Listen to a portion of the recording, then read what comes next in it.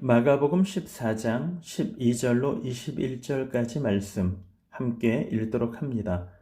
무교절의 첫날 곧 유월절 양 잡는 날에 제자들이 예수께 여짜오되 우리가 어디로 가서 선생님에게 유월절 음식을 잡수시게 준비하기를 원하시나이까 하며 예수께서 제자 중에 둘을 보내시며 이르시되 성내로 들어가라. 그리하면 물 한 동이를 가지고 가는 사람을 만나리니 그를 따라가서 어디서든지 그가 들어가는 그 집주인에게 이르되 선생님의 말씀이 내가 내 제자들과 함께 유월절 음식을 먹을 나의 객실이 어디 있느냐 하시더라 하라. 그리하면 자리를 펴고 준비한 큰 다락방을 보이리니 거기서 우리를 위하여 준비하라 하시니 제자들이 나가 성내로 들어가서 예수께서 하시던 말씀대로 만나 유월절 음식을 준비하니라. 저물매 그 12를 데리시고 가서 다 앉아 먹을 때 예수께서 이르시되 내가 진실로 너희에게 이르노니 너희 중에 한 사람 곧 나와 함께 먹는 자가 나를 팔리라 하신대 그들이 근심하며 하나씩 하나씩 나는 아니지요 하고 말하기 시작하니 그들에게 이르시되 12 중에 하나 곧 나와 함께 그릇에 손을 넣은 자니라.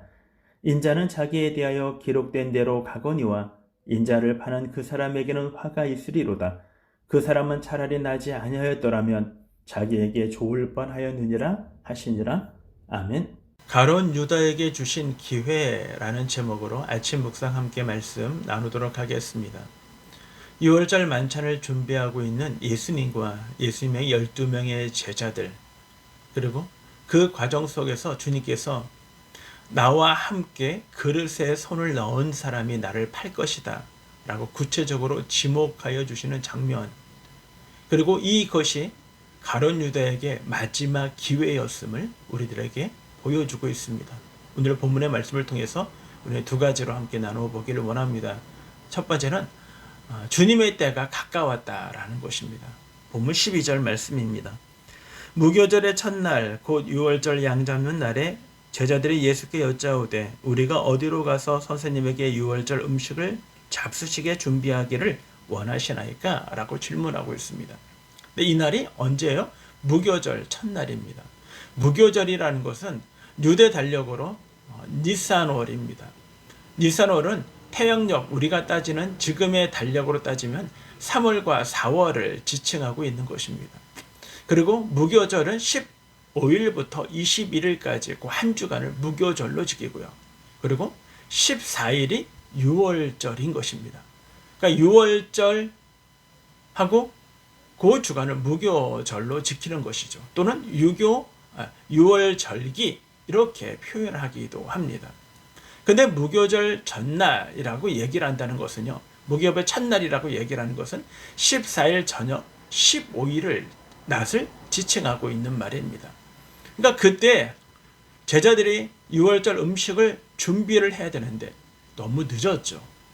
왜냐하면 이때는 출애굽기 12장에서 이야기하는 것처럼 많은 사람들이 유월절 절기를 지키기 위하여 예루살렘에 올라오기 시작합니다.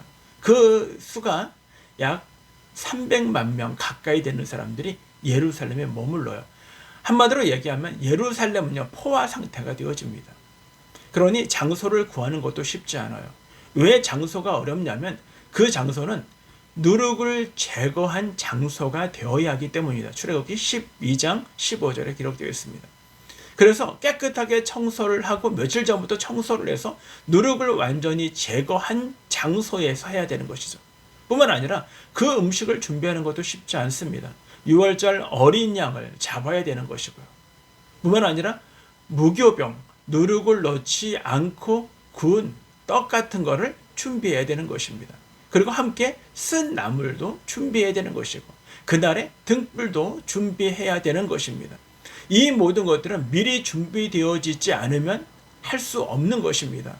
그런데 그 많은 때 예약도 되어 있지 않음에도 불구하고 주님께서는 이 유월절 만찬을 준비하라고 말씀하고 있는 것입니다. 그러자 제자들이 이거를 어떻게 준비할까요? 라고 주님에게 질문하고 있습니다. 그런데 우리가 마가복음 11장에서 봤던 것처럼 주님께서 예루살렘의 성전에 올라갈 때 벳바게와 그리고 베다니 사이에서 건너편에 가서 예비되어진 나귀를 끌고 오라 라고 말씀을 하십니다. 그리고 주가 쓰시겠다 하라 그러면서 주님의 말씀대로 순종하였더니 주님이 예루살렘에 타고 갈 어린 나귀를, 귀한 나귀를 얻게 되어지는 기적적인 모습을 우리들에게 보여주고 있습니다. 오늘 말씀도 그와 비슷합니다. 주님께서 하라고 하시는 대로 제자들이 순종했더니 진짜 그들의 마지막 6월절 만찬을 준비할 수 있는 장소를 얻게 되어졌다라고 성경은 우리들에게 말씀해 주고 있는 것입니다. 우리는 여기서 그런 장소를 얻게 되었구나 라는 단순한 문제가 아니라는 것입니다. 14절 말씀에 보면 어디든지 그가 들어가는 그 집주인에게 이르되 선생님의 말씀이 내가 내 제자들과 함께 6월절 음식을 먹을 나의 객실이 어디 있느냐 하시더라 하라 라고 얘기를 합니다. 여기서 선생님의 말씀이 라는 것입니다. 주님이 말씀하신 그대로 했더니 그 누군가가 준비되어지고 예비되어졌던 그 장소가 주님을 위하여 준비를 위하여 베풀어지고 있다는 것입니다. 물론 성경에 나중에 이곳이 이 마가복음의 저자의 아버지의 집일 것이다 라고 이야기하는 사람들이 참 많이 있고 그것이 설득력이 있다라고 우리는 그렇게 믿고 있습니다.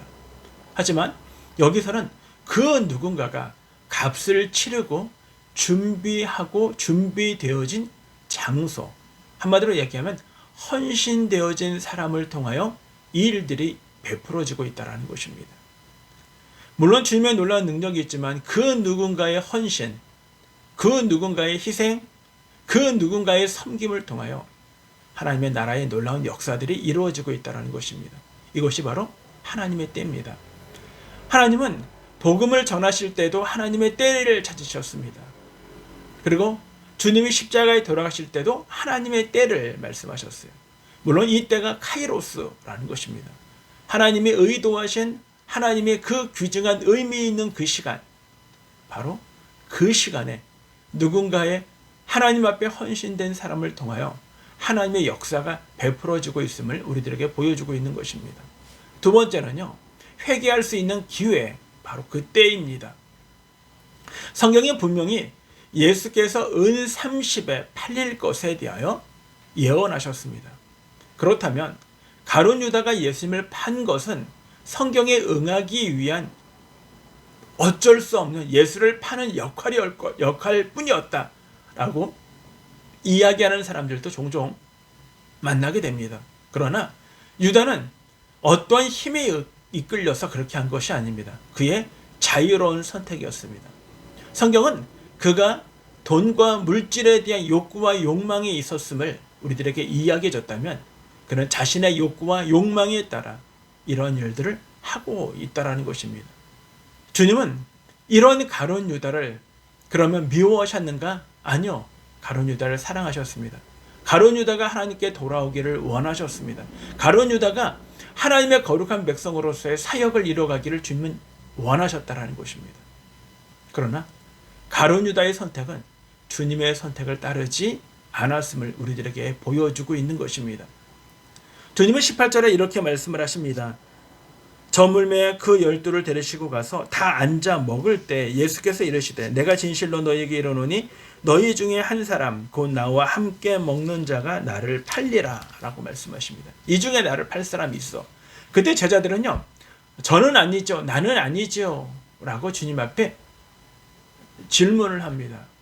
그때 주님은 이렇게 말씀하십니다. 20절에 그들에게 이르시되 12 중에 하나 곧 나와 함께 그릇에 손을 넣은 자니라 라고 구체적으로 말씀해 주시고 계시다는 것입니다. 이런 두 차례의 기회에도 가룟 유다는 자신의 뜻, 자신의 생각을 접지 않습니다. 주님이 베풀어 주신 그 헌신의 그 회개의 기회도 이 가룟 유다는 그거를 거부하고 있음을 우리들에게 보여주고 있습니다. 참 안타까운 가룟 유다의 모습은 비단 오래전에 있었던 사건에 대한 이야기만이 아닙니다. 말로 우리가 살고 있는 우리의 삶의 터전에도 그런 사람을 만날 때가 너무나 많다라는 것입니다. 참 구원하고 싶고 하나님께 돌아와 하나님의 귀한 믿음의 삶으로 삶을 살아가기를 간절히 원하지만 스스로가 그것들을 거부하는 사람들을 만나게 됩니다. 하나님이 그들에게 은혜를 베풀어 주셔서 그들이 돌아올 수 있는 교회가 얼마만큼 있는지는 모르겠지만 하나님, 이 모든 사람들이 속히 주님 앞에 돌아올 수 있는 그 마음을 접고 하나님의 은혜 앞에 돌아올 수 있는 귀한 은혜가 그에게 더 남겨져 있기를 주님의 이름으로 간절히 소원하는 것입니다. 날마다 말씀 앞에 우리가 삶을 살아가는 이유는요, 우리가 속히 돌이킬 수 있는 기회를 얻기 위해서인 것입니다.